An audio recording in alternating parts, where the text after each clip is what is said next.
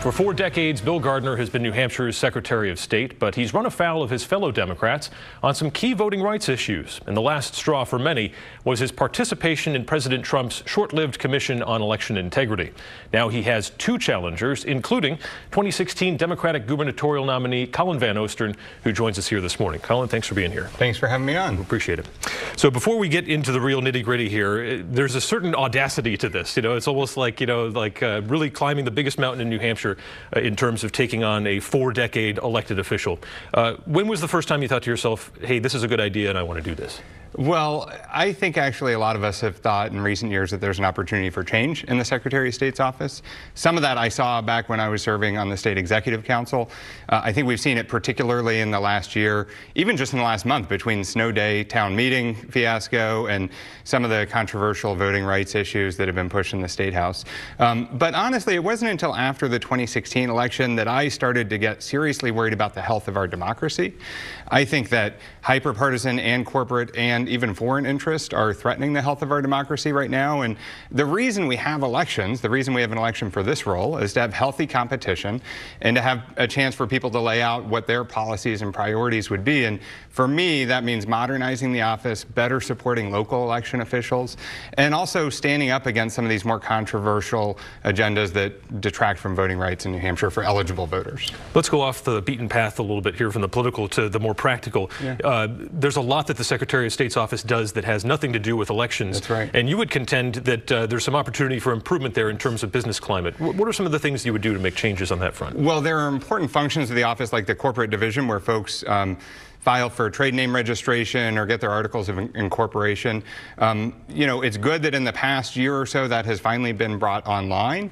So it's not just standing in line or mailing in paperwork. But, it basically represents the way, if you imagine like what your bank's website looked like in 1998. You can submit a form, but you have to wait weeks for someone to mail something back to you sometimes. For our entrepreneurs, for mom and pops, for small business owners, there's a more efficient way to do things. And I think that mindset actually goes to many different functions in the office. It's one of the reasons that we've seen, I think, too much rigidity around local election officials being able to, as they did last year, move their town meeting day if there's a blizzard. I think a modern cooperation and communication will go a long way, and those aren't partisan issues at all. And I've actually heard a lot of support across both political parties and from independent voters or other parties who, voting rights aside, know we need a modern office, and I think there's a real opportunity to bring that. Secretary Gardner is not a fan of computers or email. In some ways, though, his technophobic tendencies may have helped us out a little bit as we've entered into this strange world of election meddling and potential online interference, Russian hacking and all that stuff. If you're in charge of the Secretary of State's office, what changes in terms of technology and what stays the same? Well, in terms of the corporate division and nonprofits and corporations filing for office, better disclosures, more online filing. In terms of voting, we have to always have 100% paper ballots. That's a good tradition. It's one that we need to continue. We should, however, add random audits to the machine counts. We use vote tabulators in many towns and cities across New Hampshire. We also have currently New Hampshire voter data that is online in digital form that's being shared with other states. There's a network called Crosscheck, which the latest statistics are 99% of the flags that they put on the voter file are actually incorrect when they tell local election officials that maybe folks should be removed from the file. So I think we can do a better job of securing that. And then the last thing is, over the last year we saw the kind of political sideshow that you referenced relative to the quote-unquote voter fraud commission, which has been disbanded. But while New Hampshire was participating in that, we also were saying no to the U.S. Department of Homeland Security, who has reached out to all states. Most states are cooperating with them to figure out how to harden against cyber penetration, things like our digital information on our voters that is online right now but is not being very well protected. There are a growing number of Republicans who believe that college students who come to New Hampshire should vote where they're from and not where they're going to school. Why is this such an outrageous concept to Democrats?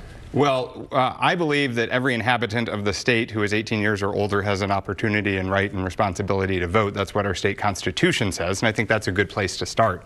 I also just think practically, when you live in a town, when you pay taxes on the rooms and meals that you purchase and often the property that you live in, when you interact in the community, that you have an obligation and a right and responsibility to be involved in that community's future. And then finally, as a state, we have to be doing more to bring and keep young people and young families in our state, and telling them we don't want them to participate in our civil society is a horrible message to send. So, to me, it's not even a question because the Constitution makes it so clear, but I have been concerned about the more controversial elements of an agenda that's being pushed to try to make it harder for folks to vote or put more red tape up. I needed a new driver's license last year. It took me 2 trips in 2 hours to get a new driver's license.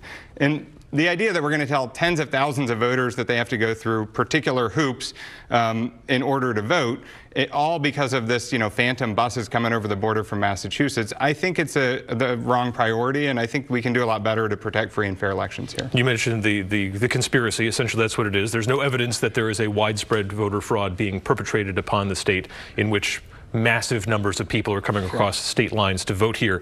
But Democrats are so dismissive of this issue. What assurances can you provide Republicans that you're going to take cases of voter fraud seriously?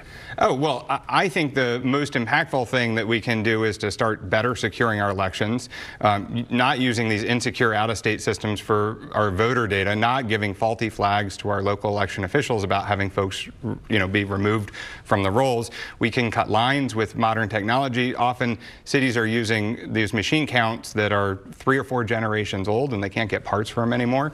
I mean, there's a lot we can do to strengthen the security of our local elections. And just put this in scale. There was a great investigative report this week that New Hampshire Public Radio did about looking at every accusation of out-of-state voting. They found 1 conviction in the past 10 years out of millions and millions of votes cast. It's a serious one. We should take that seriously. However, also last year, the Secretary of State's office and the state of New Hampshire instructed folks to throw out hundreds of ballots, legitimate ballots, that were cast by absentee, often by elderly voters or voters with disabilities, because there was a perception that their handwriting didn't match the absentee ballot request form. Well, one of the folks who had their vote thrown out, they weren't told about it at the time, she has sued. She's a 95-year-old woman who's visually impaired. Her husband, who served our country in uniform, helped her fill out the ballot, as is legally appropriate, and her ballot was discarded without anyone ever telling her. So I think when that is happening hundreds of times every election, that's the sort of thing that we should be taking most seriously. And I really do worry that the voter fraud discussion is sometimes just used as a ruse to try to enact burdens to thousands of eligible voters. And we have enough bureaucracy and red tape already. Our own John DeStaso is reporting that there are real concerns among some high-ranking Republicans like Steve Dupree that if you become Secretary of State as sort of a known Democrat and a dedicated partisan, and whether you like that title or not, that this will give the RNC the ammo it finally needs to sort of break the first-in-the-nation primary.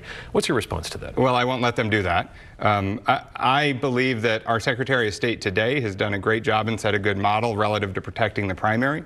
The reason we have the primary is that 102 years ago, New Hampshire had the sense to take the primary out of convention back rooms and put it into the voting booth. And the reason we've kept it is because New Hampshire voters are independent-minded. I believe that every Secretary of State, and we'll have another one after this, and another one after that, and another one after that, everyone has to put their loyalty to our first-in-the-nation primary ahead of partisan bickering. I know, when you're in election, folks take pot shots. I'm not going to engage in that sort of thing. I'm going to stay focused on protecting the primary. For instance, though, I mean, say you were a candidate running for office again and there was a dedicated Republican who became Secretary of State. We kind of have this system now where Bill Gardner has been around long enough that people like to come and it becomes a thing. You file and that's a big deal. Do you think Republicans are going to want to sit there and have their picture taken with the 2016 Democratic standard bearer? It seems there's almost an innate kind of awkwardness to that where we might lose something. I don't think that's the case at all, actually. I think one of the amazing things about the New Hampshire primary is that folks believe it's a civic institution more than a partisan institution. I have been to town hall meetings of candidates across the aisle. I was at Politics and Eggs 2 weeks ago with Jeff Flake, who's someone who's thinking about or has said he might run for president. There were not just Republicans in that room. There were Democrats, Republicans, independents. That's what's great about New Hampshire's primary, is that it gets outside of this kind of Washington beltway mentality that you only can talk to folks inside your own bubble. And I believe really strongly in protecting that. The reason is not just because New Hampshire is a great place, and we are. It's also, I think it's better for American democracy. When you force folks to go through our primary process, they have unscripted moments that reveal who people are and allow voters to make that choice. And New Hampshire voters are famously independent. We upset pundits all the time, and that's good. It's good for our country, and we will never let anything come in the way of that.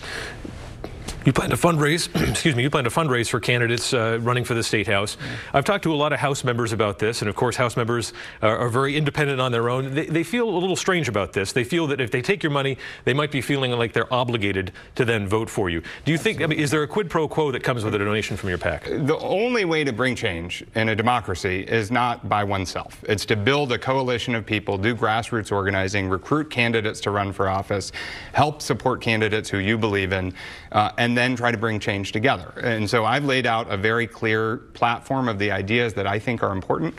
I'm going to do everything I can to help elect others who also believe in that platform.